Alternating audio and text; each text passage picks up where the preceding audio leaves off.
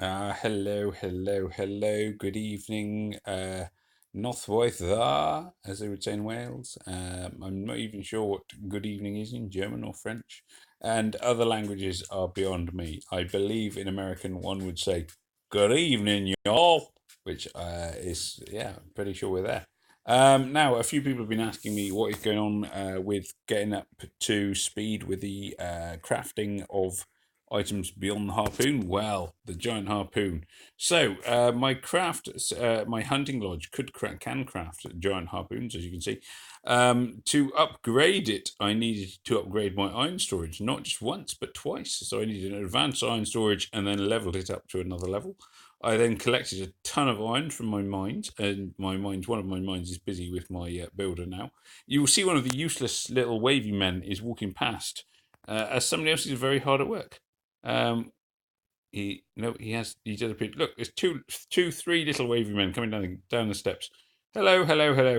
None of you are going to go and help the builder who needs your help. She has been building that. She's got 3 days, 4 hours to go, and what you're doing is walking around her as if it's not happening.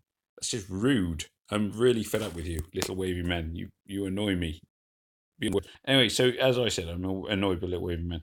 Anyway, Oh, I do digress. I apologise. So, yes, I have managed to upgrade my iron storage twice, which let me have enough iron to upgrade my hunter's lodge. My hunter's lodge, in for it to upgrade and research the next thing, which is of course the Titan banner. 2801k worth of food, 2,800. So that basically equates to 2,801,000 of food.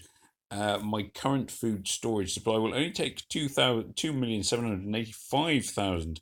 So to get up to the next level, I will need to upgrade my food storage. My food storage is here. As you can see, it is currently my advanced food storage is only at level 1. To upgrade it to the next level will require a large amount of iron. It requires 1598k of iron. Well, yes, at least I can store 1598k of iron. However, at the moment, I'm short of said iron because I have been building battle items and such things for the tournament, which is currently ongoing. You will see that my base bit of various things are ticking on as ever. You'll just notice that I'm just adding people into my training camps. I do continually train 5 stars. Being a free to play player, I do find that I forever need more 5 stars. I'm always short of them, and to be honest, I'm actually almost getting to the point where I'm running out of ideas as to who I should be leveling up next, which is a luxurious place to get. And I pray very much that at some point you will get there. Anyway, um, the main purpose of this video, well, there were 2 points. Originally, I was going to show you the raid tournament. The raid tournament has happened. I've managed to go for top 5%. I may not stay there. Who knows? You will see that I won, lost, won. So basically, I did have to use gems. I used 75 gems to continue, and that is where I am. I won more than I lost. I swapped in the end. I found that I had two defensive a team when I had 2 healers and Wilbur, so I ended up going for 2 healers and 3 snipers. I'm more of a sniper player than I am anything else. Actually, I'm more of a sniper. So yes, that's where I ended up, and that has kept me in the top 5%. I did use 75 gems, and I would say 75 gems for what I could potentially get in terms of loot. It is a worthy return because otherwise I'd probably be looking at top 50%. So you can see here, yes, it would probably be 1 token, 2 Atlantis gems, and so on and so forth. I know it can change around a little bit. With top thing, I might get some really good ascension items. I might get 20 emblems. I think potentially, probably 50 emblems is beyond me, but I could get hero token and whatever. So for 75 gems, it is a reasonable return, and I would recommend that investment if that is where you're going. Everything else is kind of ticking over. As I say, it is really annoying quite how much time and effort and is required to reach the point where you can actually start building the next Titan item, which is a Titan banner. and when I have those, I will do a review of those. Now, there is a challenge event out. It is the Fables of Grimforest. Grimforest. Yeah, I'm not sure that doesn't actually work as a. Never mind. It doesn't really work as a tune. You'll see now I've tried a new technique which has got me into, it's got me my highest ever score on a challenge event. Now, at this point, I do have to say a big thank you to somebody I was talking to in Experience Chat, who gave me some advice as to where to look for, improvement tips and so on and so forth. And they recommended watching Wolf Warlord's video on how to get a really high score on a challenge event. And Wolf is definitely one of the players I would say that I recommend checking out, because he offers some pretty sage advice. I will say thank you to the player. I won't say his name because he asked me to not say his name. I will say it may rhyme with flat, but it may not. Who knows? And I will say it's a single syllable word. Sadly, I cannot, as I say, I cannot give you his name. But and as such, from now on, I will refer to him as Agent Cousteau. So Agent Cousteau gave me some sound advice, and that got me to 15th in a rare. It's not impossible. I could improve my score, but being as currently my legendary score is absolutely 0, I will probably run out of time to do very much more. So at the moment, I'm focusing on epic. Now, the key strategy of Agent Cousteau is that you essentially, what I have found out is that your score, when it comes to the score, is you get 4 elements that affect your score in a challenge event, and the 4 elements are your time. Well, that's straightforward enough, how long it took you to do it. Your health, which is how much health your heroes have left, straightforward enough. Your damage done to the enemies, which I believe is kind of standardized, because you can only do so much damage, because once you've got to that point, they all die. And the trickiest one was your overall match score, and apparently that is done on the average of your the average number of tiles that are done per move on your attack. So anyway, we're going to go straight in here with trying to continue this 4-star, the last level, or last but one, sorry, level on 4-star. So I've got a 4 combo of 4, which means my average combo is 4. Now my average combo has been halved because I only got combo 2 that time. So now my average combo is 2, and you will see now my average combo is no longer 2. It is going to be whatever that comes to. And so you get to a point where your average combo score is low. So immediately now that I've got this point, I'm thinking, well, there's no point in continuing this and taking it any further. Now, I will probably continue to play for now, because as a free player, I can always do with the extra resources and so on and so forth, which you can get by continuing to play. You can see this could drag on. It's not going to be an amazing score. I've already spent a minute. I'm only on the first wave, etc., etc.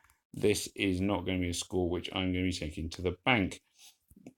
The general idea is that if you do get a very high combo in your first or second move, and we're really talking here about combo 8 to combo 9 or above, then it's time to just go for it and go, woo, I can do this, I love you so much, Mr. Machine, I love you, I'm going to see what I can do, woo, I can do this.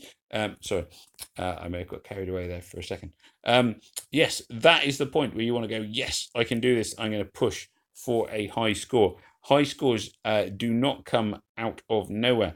On this case, I'm going to use arrow attacks just to finish these 2 off. I don't really need to. It's a bit of a waste of arrow attacks, and etc., etc. But I thought I may as well just go on to the end, because I will have another go on a different level. Admittedly, the next level I may try may well be on legendary, because at some point I do need to consider completing all the various levels that I am doing. I have Sam just coming to join me. Hello, Sam. Hello? Hello, Sam? Yes, hello? No, he's been silent. Silent like the. Oh, there we are. The dignified silent man he is. Either way, this will be a new high score because I simply have not passed this level before, so I'm guaranteed a high score. That doesn't really matter particularly because it's still going to be a much lower score than I need in order to be able to aim for the top 100 on Epic. It may be ambitious. Who knows? Who knows? Who can say? 55, you see, now immediately you'll look at that and you go, my score is 63, 69, 55. Immediately that should be apparent that everything is wrong. So if I look at it in a minute, 1, 42, 2, 42, which says that's a little bit low. 3, 45, a little bit low. 4, 50, that looked good. 5, 50, could be higher because it's the same as the one beforehand. 6, 55, that feels a bit low to me actually, because although it's a big jump, what you generally find is that there is quite a big jump in score from 5 to 6, because on level 5 you only have one special hero as a boss. On level 6 you immediately get 2, so your score should go up exponentially accordingly. Is that exponentially? Yeah, whichever the word is. Number 7, yeah, 63, that's pretty good. 8, 69, I was pleased with that. I'm not going to lie, I was pleased with that. 9, 55. 55 is not high enough. So you can see on, for example, my rare score, I go 31, 33, 35, 38, 43, 47, 50, 54, 61, 75.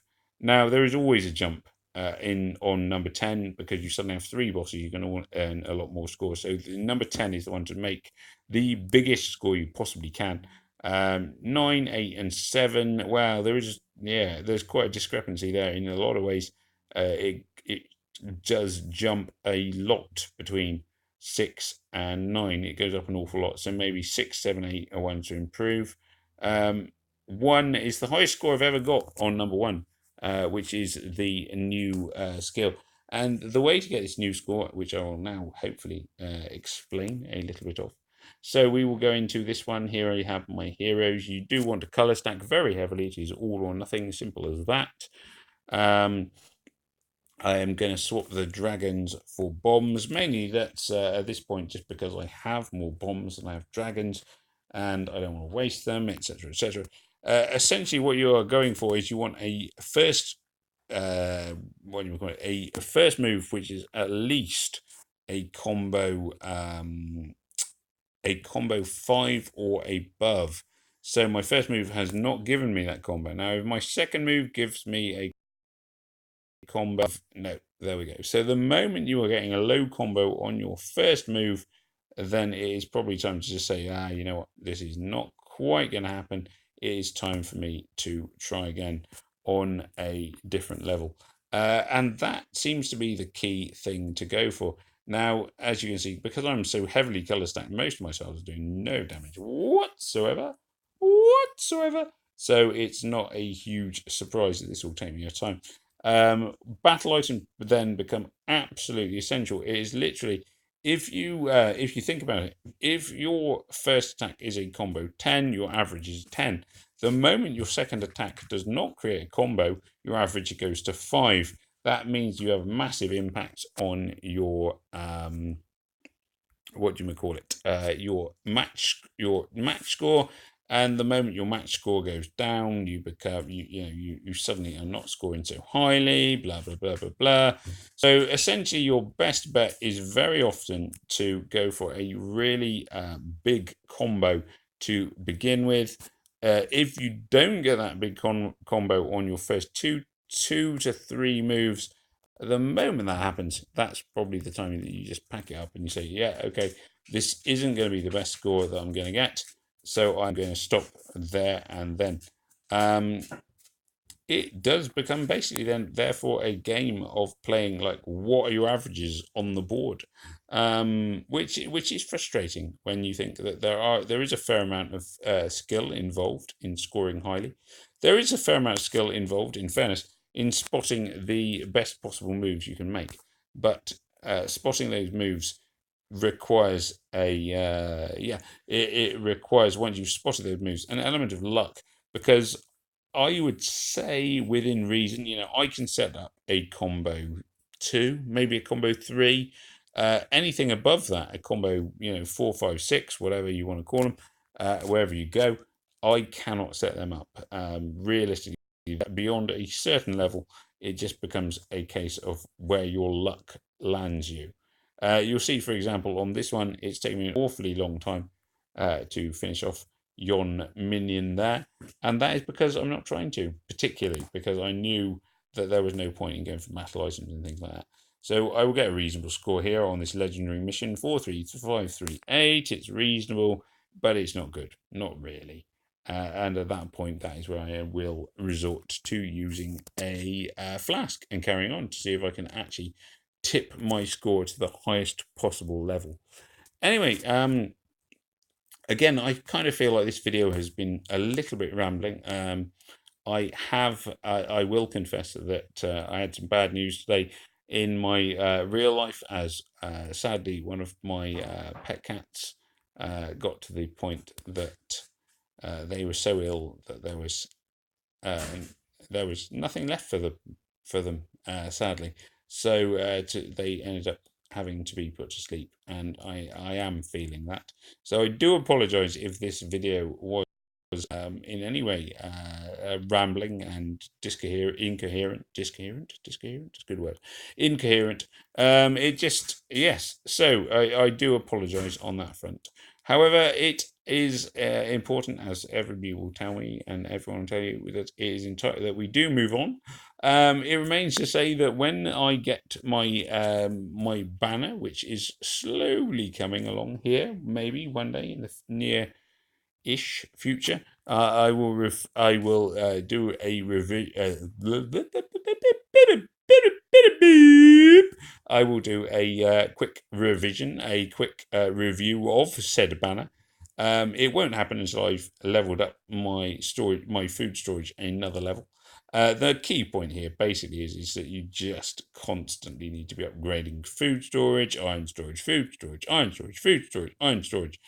And it is exhausting. And although I'm upgrading an iron mine, arguably I should have just left it, but then I was doing other things as well at the same time.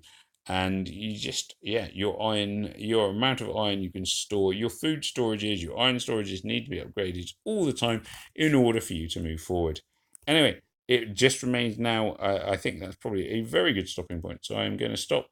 I'm going to say goodbye, little wavy man. Goodbye, little wavy man. He did wave. I don't know if you saw that. There's two little men by my iron mine here. Let's zoom right in on my little wavy man. Say goodbye, little wavy man. Goodbye, little wavy man. We all say goodbye to little wavy man, helping my builder who is exhausted. And at that point, it remains for me to say, remember to click subscribe, remember to click like, remember to make a comment if you have any advice for other players, etc., etc. It's all very exciting. Do subscribe, do press like, do all those things, like pressing the little bell button so you know when I've put a new video out, and then you will be the first to get the new up-to-date news on the new things which are steadily happening throughout the game. And you can be the man who was there, the man or lady who was there, and say, "Woo! It was me, Farmer Ben, taught me all I know." Woo! Etc. Etc. Anyway, so on that note, I do say good night to you all. May death come swiftly to your enemies. Peace out. Farmer Ben signing off. Good night, everyone.